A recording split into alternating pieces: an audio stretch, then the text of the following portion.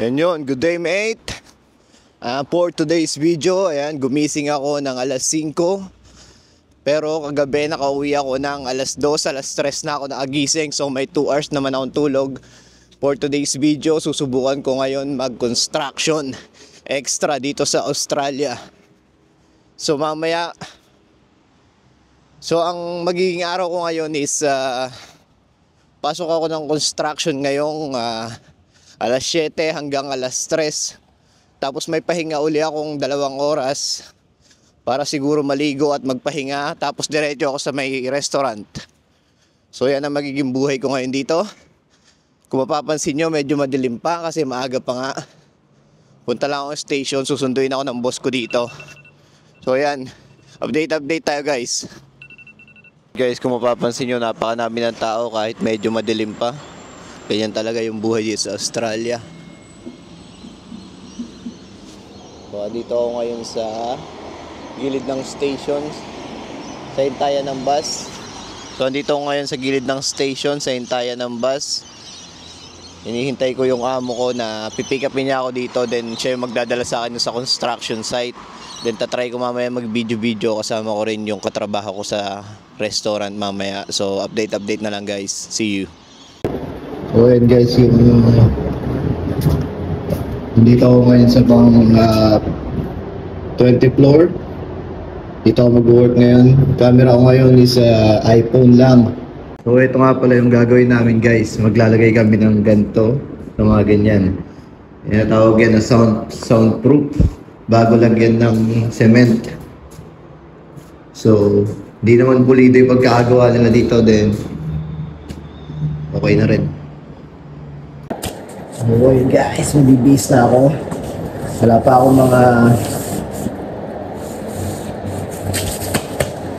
akong gamit ngayon kaya shit. So yun.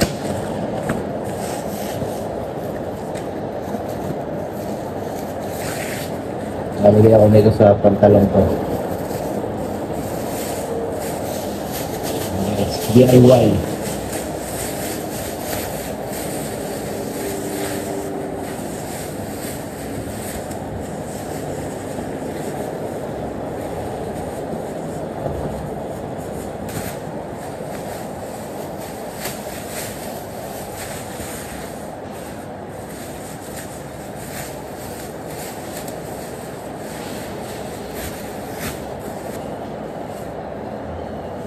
Hindi ba ito siya? Ala, DIY kapag wala kang PPE. So guys, ayun yung views ko dito. Ayun, ganda oh. Kalain mo, papasok ako dito. Update na lang guys. Mamaya gagawa na kami. Makakapag-video kaya ako. So ayun guys, waiting lang ako dito sa boss ko. Kumuha siya ng walis. Walisan muna namin yung sahig bago namin lagyan itong ito. Ilalagay namin guys. So, yan yung soundproof na tinatawag. Kumuha siya ng walis sa may first floor. So, baba muna siya. Ako while waiting dito, wala pa akong mga PPE. Ito mga DIY lang yung mga suit ko. So, tignan natin guys kung kakayanin natin. So dito guys, nililinis ko lang yung floor kasi sobrang dami talagang alikabok dyan. Para pagka nilagay namin yung soundproof flooring mat, madidikit namin na maayos. Ayan, katulad nyan. Nilalapat lang muna namin yung mat na yan. Tapos i-flip namin. Then lalagyan namin ng glue. So ganun lang ka-easy. Hindi rin naman ganong maselan kasi kapag kaya rin namin lagyan nga ng glue, papatungan na ng cement. So ang risky nga lang dito guys is kailangan mo magtiis ng gutom. Kasi mag-i-start kami ng work dyan ng 8 AM hanggang 3 PM. Walang kainan, walang break, walang merienda. Pero ang pinaka the best naman dito is yung salary nga namin. Ang salary namin dito is pumapatak ng 33 per hour. 8 hours akong nag-work. So it means 33 times 8. Sumweldo ako ng 264 and then kung i-convert ko yan sa peso, nasa 10,000 mahigit yan. O diba, napakasarap. So yun guys, nauwi na ako. Ito yung outfit ko. So yan. Nakita niya yung outfit ko yun.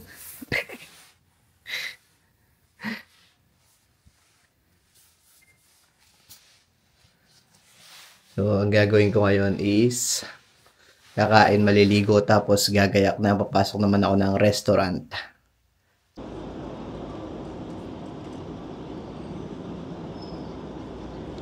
So, ayun guys, madilim pa kaninang umalis ako. And yan, madilim na naman, papasok uli ako. So, bali ang naging tulog ko ngayong araw is 3 oras lang. 3 oras na tulog lang. Ngayon, papunta naman ako ng Debran. Kaso na late ako, pero sabi ko sa boss ko, boss, can you speak Omar, yung second to the manager nga namin, para alam niyang malilate talaga ako. Syempre, kasama ko sa trabaho yung boss ko. Consider niya na yon. So, yun, ang kagandahan dun. And then, doon ko lang rin nakita na yung kahit gaano pala kalaki yung kita ng isang tao, nagtatrabaho pa rin sa construction. Kaya talagang yumayaman yung mga tao dito eh. Ayun guys, nakasakay na ako ng bus ngayon. Papasok na ako ng trabaho. And then, katulad nga sinasabi ko, 5 minutes uli, sa trabaho na ako. And one thing lang guys, yung sinasabi ko nga palang kaibigan ko na ay yung katrabaho ko na kasama ko dapat sa work, inang yun hindi nagising. So iniwanan ng boss ko. Tumawag siya, 6:30 na, ang call time namin 6:30. 6:30 pa lang siya gigising, kaya sa biyahe na kami. Sabi ng boss ko, go sleep again.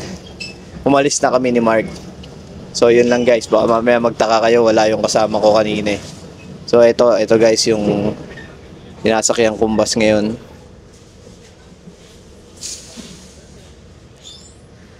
So and yun, update na lang uli mamaya kapag nasa resto na. See you guys.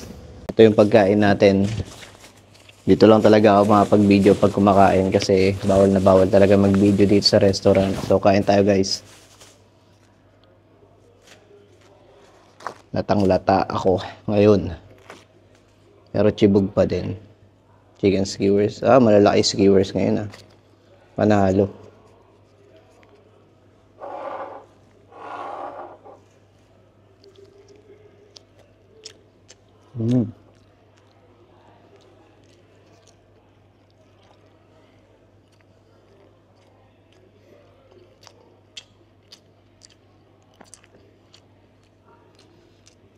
And then yung price natin, pinalagyan natin ng sauce ng batata hara. Yung batata hara nga pala, it means batata chili yun. Kaya solid. Naanghang.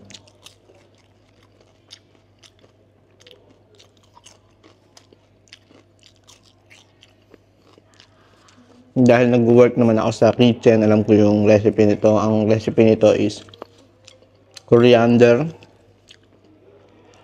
siyempre salt, tapos olive oil, normal oil, the vegetable oil, bubble pa, vegetable oil, and then the last one is the fresh garlic, and that's it.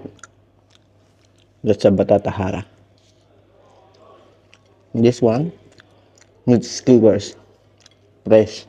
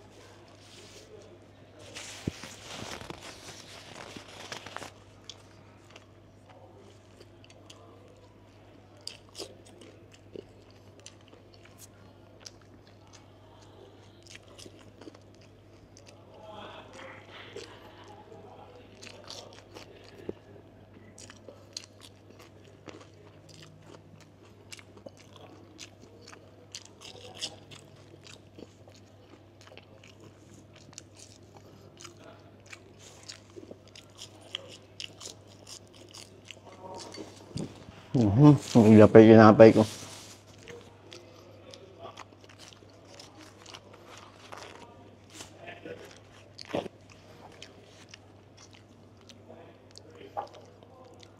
Yan. Lambs. Yung meat nga pala namin dito is puro lamb.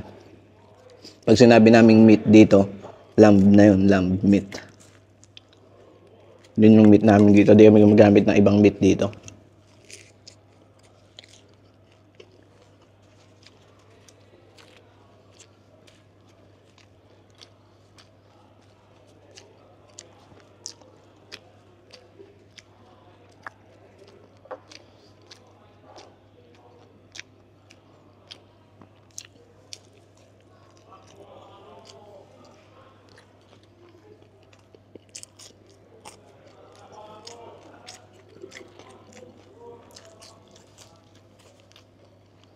Last bite ako sa inyo guys kasi masyadong haba yung video ko.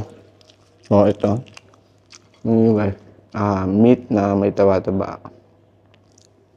Solid, no?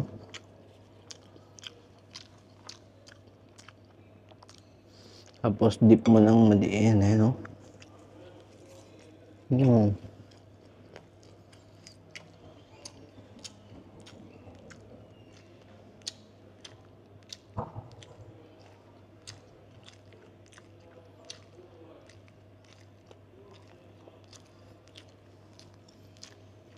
So yun lang guys. Mamaya uli update tayo. Welcome back guys. Ayan, papauwi na tayo. This is the first time na 9 PM kami nakauwi. So nag-work lang ako ng 4 hours lang, di ba? Kadalasan kasi di ba nakauwi kami alauna na madaling araw din. Ito, napakaganda nito. One thing pa kasi ginagawa yung namin. Ginagawa yung restaurant namin. So yung mga function namin katulad ng mga new room and then yung Padrino, yung Italian restaurant namin, close ngayon. So ayun, kaya walang ganong taong pumupunta ngayon. So easy para sa amin, at the same time rin, pangit din kasi syempre kailangan namin ng mahabang oras para kumita ng maraming pera, di ba? So yun lang guys, kita-kits ulit. Natapos na naman ang isang araw ko. Nakatagpos na naman. See you sa susunod na video.